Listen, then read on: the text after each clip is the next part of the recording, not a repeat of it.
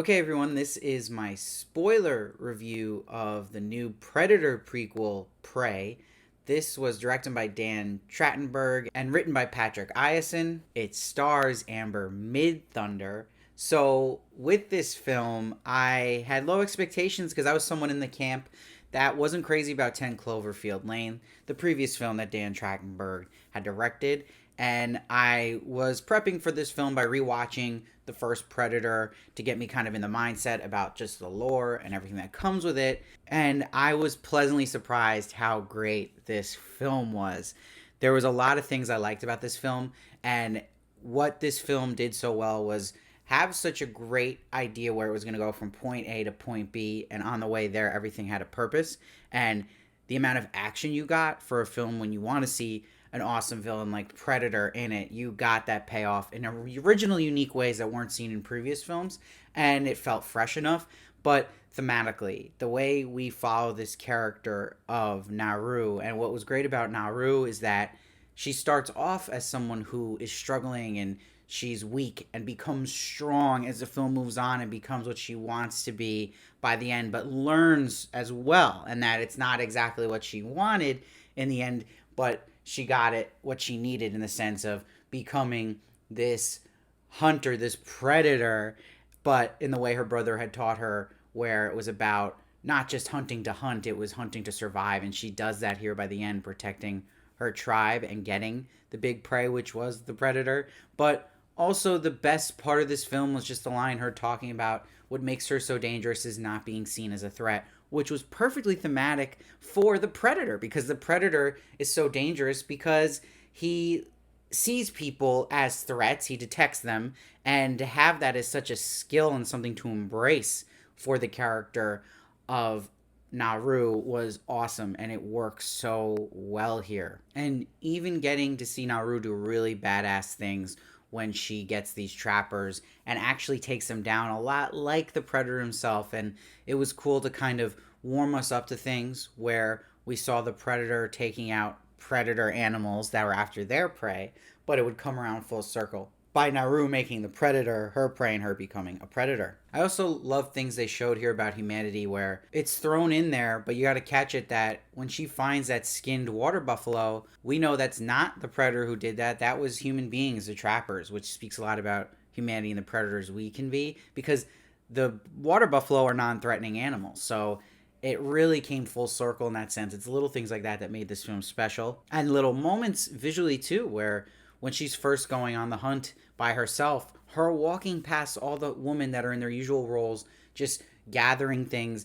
walking the other direction, but she's walking opposite them. That visually spoke so much, which was great. And just as a fan of the character of the Predator, cool little things we got to see him actually making his skull here of the wolf. That was cool because we know he keeps those as collectibles. And I love when we saw the Predator versus the bear. It was a cool way for Naru to first see the Predator, but just the fight was pretty intense, and having the bear just having the predator's blood come out of his mouth was really sick, and it had a lot of Revenant vibes. And I love the scene when the predator attacks the jerks that are in Naru's tribe, but it seemed a lot like the original Predator sequence where they have guns, but this time they replace the guns with bows, so I thought that was really effective. And even things that are set up in the beginning that come full circle, like having a point to the moment where the dog has his tail caught in the trap, to have Naru eventually get caught by that same trap later on was brilliant. And I like the brother got a line here saying, if it bleeds, we can kill it. That's just a shout out to the first film, directly from the first film, that line. And man, when the Predator has this big showdown, jumping from tree to tree in this fog, that was so cool. And him using the net to devour that guy, and then he throws a bear trap to the head, and even humor here of the trappers having to reload their guns because it's taking place in the olden days, I thought was actually great. And it was sick what they did with this predator, because he has this awesome shield. It kind of actually felt like Wonder Woman a bit, that sequence in the fog when he's using it.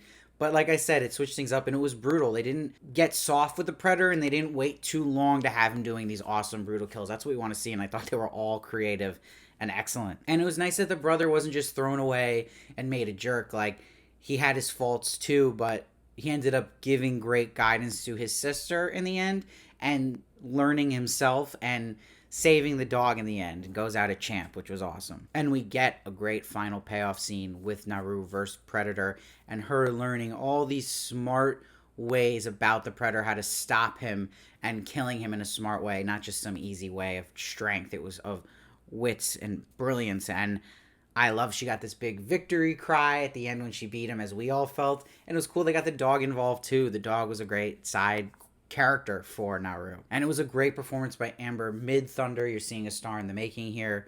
So it's actually just something that if you're looking at a film that's this suspenseful and intense and is simple but not simple, meaning there's a lot of themes here and it kept me invested the whole time, but you're also getting great action here. Everything is creative and thought outside the box. You can tell there's a lot of work put into this, and the beautiful visuals, the environment, the setting it was in.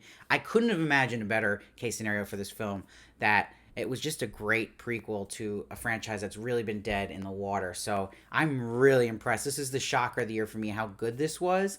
And I really am just appalled that they didn't release this in theaters. It's a head scratcher that they just put this straight to Hulu. I would have loved to watch this in theaters, and I think it would have done really well because of the praise it's getting from critics and fans, and that it's still part of a franchise people know and are familiar with. So I think it would have done good. So it's strange they didn't release it in theaters, but I hope people keep talking about it and watch this. This is one of the best just thriller survivor films I've seen in a long time. I'm giving this one a 9.2. I think it's even better than the original. That's not recency bias. Just watching them back to back, this is a better film, hands down. It doesn't have any cheesiness here. It's great acting, great action, great themes, and again, everything's serving a purpose with a pace that moves brisk and doesn't feel slow at all. So, and again, great visuals too. So I think it just justifies the existence and even more. And to top the original in my eyes is just amazing. I am so shocked how good this film was. So I'm excited, and it gets me hyped again for future films that might be in this franchise with a Predator, and we can stay with this character of Naru and have new threats of different predators and kind of maybe lead into the original Predator film. I'm excited to see where they go with this. And even they hinted at Predator 2 here with the gun at the end that we saw in that film here at the end. So really, you know, they got an idea too of kind of connecting to original films eventually, but I hope they make more. Having said that, again, surprise of the year for me, and I absolutely love this film. Let me know what you thought, though. Love to hear your thoughts. I read every comment, try to respond as many as I can. Please make sure to subscribe so you don't miss one of my reviews. I do TV reviews as well and celebrity interviews. It helps me in so many ways. You have no idea, just subscribing. And if you love what I do here, you can become a member today, or you can just give a one-time tip down below if you hit the button that says thanks. It will help me in so many ways, and if you become a member, you get perks as well. And please follow me at Steve Varley Show on Twitter, Instagram, and TikTok for more of me, and I'll see you next time.